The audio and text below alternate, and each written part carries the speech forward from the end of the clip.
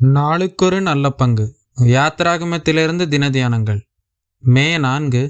யாத்திராகமம் 7ஆம் அதிகாரம் 1 முதல் 13 வரை உள்ள வசனங்கள். போலிகளை வெளிப்படுத்துகிற தேவன். நான் பார்வோனின் இருதயத்தை கடினப்படுத்தி எகிப்து தேசத்தில் என் அடையாளங்களையும் அற்புதங்களையும் மிகுதியாய் நடப்பிப்பேன். வசனம் 3. சூரியனின் வெப்பத்தால் பனிக்கட்டி உருகி ஓடுகிறது. அதே சூரிய வெப்பத்தால் களிமண் இறுகி கடினமாகிறது. தேவனுடைய நியாய தீர்ப்புகள் எகிப்தியர்களுக்கு வாதைகளாகவும் இஸ்ரவேலருக்கு அடையாளங்களாகவும் அற்புதங்களாகவும் இருக்கின்றன. நீதியின் சூரியனின் எச்சரிப்புக்கு ஒருவன் இருதயத்தை திறக்காவிட்டால் நியாய தீர்ப்பு என்னும் தண்டனைக்கு ஆளாக நேரிடும். பார்வோனுக்கு இரண்டாவது சம்பவித்தது. பல நேரங்களில் இஸ்ரவேல் மக்களும் இருதயத்தை கடினப்படுத்தினார்கள். நீங்கள் உங்கள் இருதயங்களை கடினப்படுத்தாதீர்கள் என்ற தேவ எச்சரிப்பு பரம அழைப்புக்கு பங்குள்ளவர்களாகிய நமக்கும் கொடுக்கப்பட்டுள்ளது. தேவனுடைய வல்லமையின் கரம் எகிப்துக்கு செய்ய போகிற நியாய தீர்ப்பு பற்றி முன்னரே மோசேயிடம் தெரிவித்து விட்டார். தேவ வசனத்தை தேவனிடமிருந்து பெற்றவன் என்ற முறையில் மோசே பார்வோனுக்கும் தேவனாயிருக்கிறான். அதை பார்வோனிடம் அறிவிக்கிறவன் என்ற வகையில் ஆரோன் அவனுடைய தீர்க்கதரிசியாய் இருக்கிறான். இந்த உலகத்திற்கு என்ன சம்பவிக்கும் என்பதை தேவன் வேத புத்தகத்தில் எழுதி கொடுக்கவில்லையா?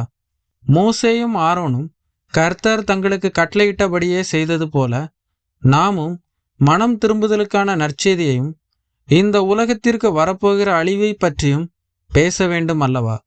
கர்த்தர் சொன்னபடியே ஆரோன் தன் கோலை போட்டபோது அது படமெடுத்து ஆடும் சர்ப்பமாக மாறிற்று. எகிப்திய மந்திரவாதிகளும் தங்கள் கோல்களை சர்ப்பமாக மாற்றினார்கள். சாத்தான் ஒவ்வொன்றுக்கும் போலிகளை உருவாக்குகிறான். சத்தியத்தையும் சத்தியத்துக்குரியவரையும் தாக்குவதற்காக தேவனைப் போலவே சாத்தான் நடிக்கிறான். எகிப்திய மந்திரவாதிகளாகிய எண்ணேயும் எம்பிரேயும் மோசேக்கு எதிர்த்து நின்றது போல் சாத்தானால் உருவாக்கப்படுகிற தேவ பக்தியின் வேஷத்தை அணிந்தவர்கள் சத்தியத்திற்கு எதிர்த்து நிற்கிறார்கள். சாத்தான் கோதுமை பயிருடன் களைகளையும் முளைக்க பண்ணுகிறான். தனக்கென்று ஊழியர்களையும் வைத்திருக்கின்றான். தனக்கென்று வேறொரு சுவிசேஷத்தையும் வைத்திருக்கின்றான். தனக்கென்று சொந்தமாக போதனைகளையும் வைத்திருக்கிறான். அவை பிசாசுகளின் உபதேசங்கள்.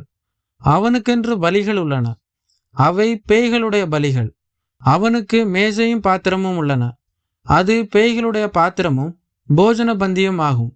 ஆரோனின் கோல் மந்திரவாதிகளுடைய கோலை விழுங்கினது போல இந்த போலிகளும் விசுவாச பரீட்சையில் தோல்வியடைவார்கள். இவர்களுடைய மதிக்கட்ட செயல்களை ஒரு நாள் ஆண்டவர் வெளிப்படுத்துவார்.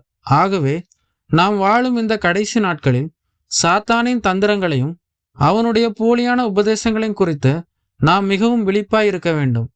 தேவனுடைய வார்த்தையாகிய சத்தியத்தில் நாம் ஆழமாக வேரூன்றி இருந்தால் மட்டுமே ஆவியின் வரங்களைப் போல தோன்றும் இந்த போலிகளை நம்மால் பகுத்தறிய முடியும். ஆரோனின் கோல் மற்ற எல்லா கோள்களையும் விழுங்கி கர்த்தருடைய வல்லமையை நிலைநிறுத்தியது போல இறுதியிலே தேவனுடைய சத்தியமே ஜெயமெடுத்து என்றென்றைக்கும் நிலைத்து நிற்கும். எனவே உலகத்தின் கவர்ச்சிகளுக்கும் வஞ்சிக்கிற உபதேசங்களுக்கும் விலகி மெய்யான சுவிசேஷத்தை உறுதியாய் பற்றி கொண்டு விசுவாச ஓட்டத்தில் தொடர்ந்து முன் செல்வோமாக.